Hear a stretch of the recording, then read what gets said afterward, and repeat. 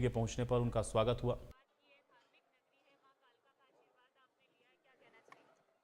मैं सबसे पहले तो कालका के लोगों को प्रणाम करता हूं, क्योंकि उन्होंने नॉन स्टॉप तीसरी बार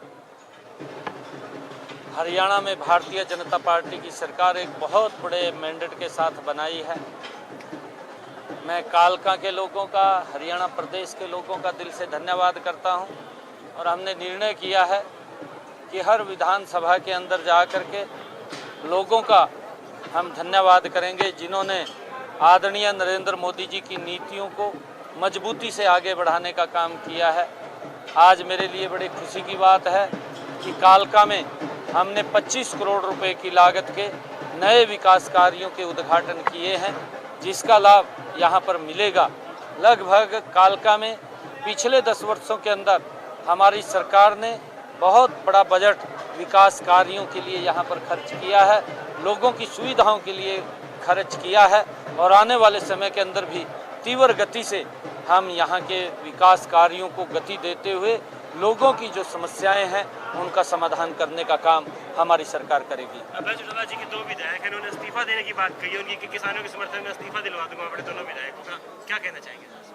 नहीं, देखिए, उनका अपना एजेंडा वो रहता है और वो अपना एजेंडा लेकर के चलते हैं, परंतु पिछले 10 वर्षों के अंदर नरेंद्र मोदी जी के नेतृत्व में जो किसानों के हित में हमारी सरकार ने काम किया है, हरियाणा प्रदेश के हम देखते हैं कि हमने 100% हरियाणा के किसान की फसल को खरीदने का काम किया है।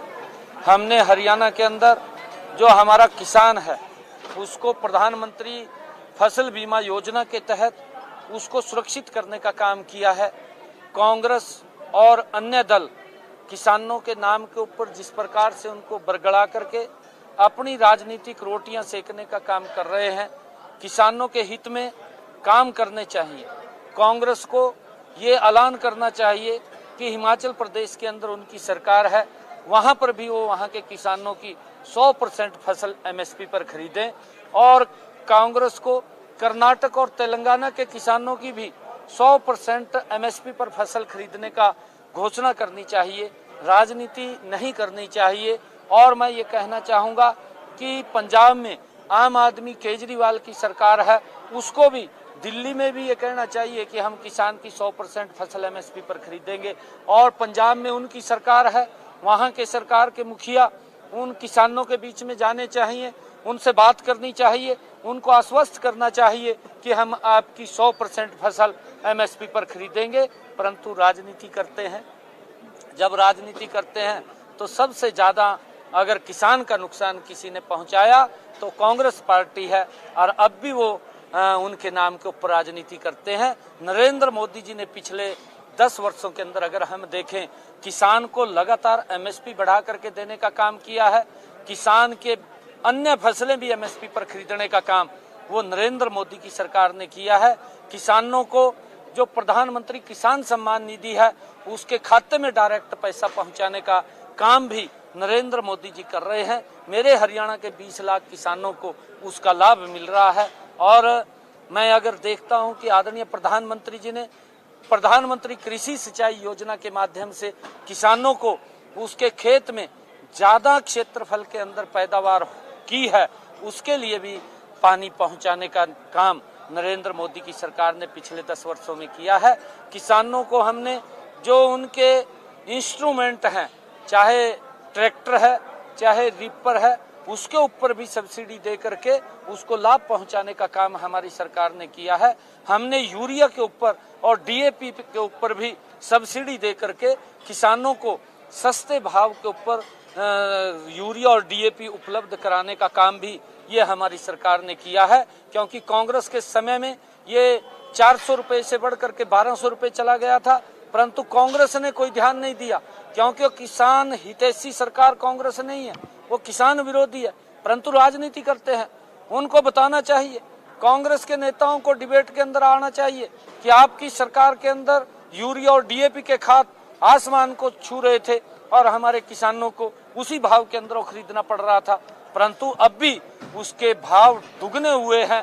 परंतु देश के अंदर नरेंद्र मोदी के नेतृत्व में किसान हितैषी व्यक्ति बैठा है, उसने उस रेट को कंट्रोल करके रखा, किसान को उसी भाव में मिल रहा है। Sir, one nation one election का भी लगातार विरोध हो है, कांग्रेस कर रही है। काली माता मंदिर की पार्किंग, कांग्रेस हर बार हर अच्छे काम का विरोध करती है। वन नेशन वन इलेक्शन, उसको लेकर के हमारा समय भी बचेगा, हमारा खर्चा भी बचेगा और देश विकास की गति पर तीव्र गति से आगे बढ़ेगा। कांग्रेस नहीं चाहती कि देश का विकास हो, उन्होंने तो विरोध करना है और उस विरोध के अंदर लगे हुए हैं। कांग्रेस आने वाले समय के अंदर अब तो झूठ बोल का कुछ सीटें ले भी ली, अगली बार में ये भी सीटें कांग्रेस को नहीं मिलनी। कांग्रेस का सुपड़ा साफ हो जाएगा, कांग्रेस का वो झूठ का चेहरा जनता के सामने आ गया, लोगों के सामने आ गया कि तो झूठ बोलते हैं और झूठ बोल के लोगों को बरगड़ाते हैं। कांग्रेस के नेता एक दूसरे पर आरोप प्रत्यारोप लगा रहे। वीरेंद्र सिंह कह रहे हैं कि उदयमान इस्तीफा दे। वहीं आज जो सांसद जयप्रकाश है, उनका एक बयान आया है कि वीरेंद्र सिंह तो बुजुर्ग हो गए हैं, वो इस तरह के बयान देते रहते हैं। नहीं, देखिए, क्योंकि कांग्रेस पहले तो ईवीएम को टारगेट किया, जब उनके पास कोई मुद्दा नहीं होता, जब उनको लगने लगा कि ईवीएम का कसूर नहीं है, फिर उनके आपस में जुट खड़कने लग गए। चौधरी वीरेंद्र सिंह तो कांग्रेस का नेता रहा और बीजेपी के अंदर उनको बड़ा सम्मान दिया, इतना सम्मान दिया कि आज तक किसी को भी इतना सम्मान किसी ने नहीं दिया। और क्योंकि उसकी लालसा बढ़ गई थी, अब कांग्रेस में सुपड़ा साफ हो गया। नहीं तो राजी हुए बैठे थे, कहा जी कांग्रेस की सरकार है दिया, बड़े राजी हो रहे थे। परंतु लोग जानते हैं कांग्रेस की नीतियों को भी, कांग्रेस से लोग दुखी थे और भारतीय जनता पार्टी की सरकार तीसरी बार आई है। हम मोदी जी के साथ मिलकर के हरियाणा को सबका साथ, सबका विकास, सबका विश्वास और सबके प्रयास के साथ गति से आगे बढ़ाएंगे। Thank you sir, thank you. मंदिर जाएंगे मेरे हाथ खाली नहीं थे। हाँ, पकड़ लिया था मैंने, फिर भी पकड़े रखा।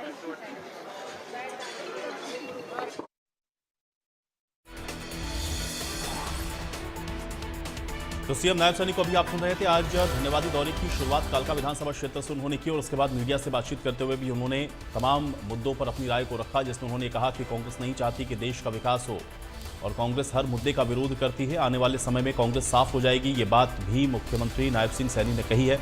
इसके अलावा कालका विधानसभा क्षेत्र के लिए विकास की जो योजनाएं चल रही हैं उसके बारे में भी उन्होंने एक बार फिर से मीडिया के सामने भी जानकारी दी। साथ ही साथ उन्होंने ये भी कहा कि अब 3 गुना गति से इस पूरे क्षेत्र का विकास होगा और तीसरी बार सरकार बनाने के लिए उन्होंने धन्यवाद किया कालका विधानसभा क्षेत्र का। कांग्रेस से संबंधित कई सवाल पूछे गए। वन नेशन वन इलेक्शन को लेकर के जो विरोध हो रहा है उस पर भी उन्होंने कहा कि कांग्रेस हर अच्छी चीज़ का विरोध करती है, आने वाले समय में कांग्रेस साफ हो जाएगी। ये बात सीएम नायब सिंह सैनी ने कही है। किसानों को लेकर के भी उन्होंने जिक्र किया कि किसानों के नाम पर जो राजनीति है वो हो रही है, जबकि लगातार नरेंद्र मोदी सरकार ने किसानों के हित के लिए काम किया है। किसानों को उनकी फसल का उचित मूल्य हरियाणा सरकार भी दे रही है।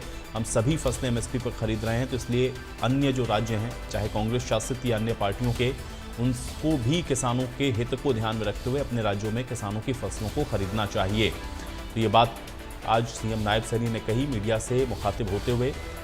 खाद का भी उन्होंने जिक्र किया कि कांग्रेस के राज में तो खाद भी किसानों को नहीं मिला करती थी। आज किसान की बात कांग्रेस पार्टी कर रही है, जबकि कांग्रेस किसान विरोधी है, क्योंकि कांग्रेस के राज में किसानों को खाद नहीं मिलता था, फसलों का उचित मूल्य नहीं मिलता था और कांग्रेस ये नहीं चाहती कि देश का विकास हो, इसलिए वो इस तरह के विषयों पर या तो विरोध करती है या राजनीति करती है।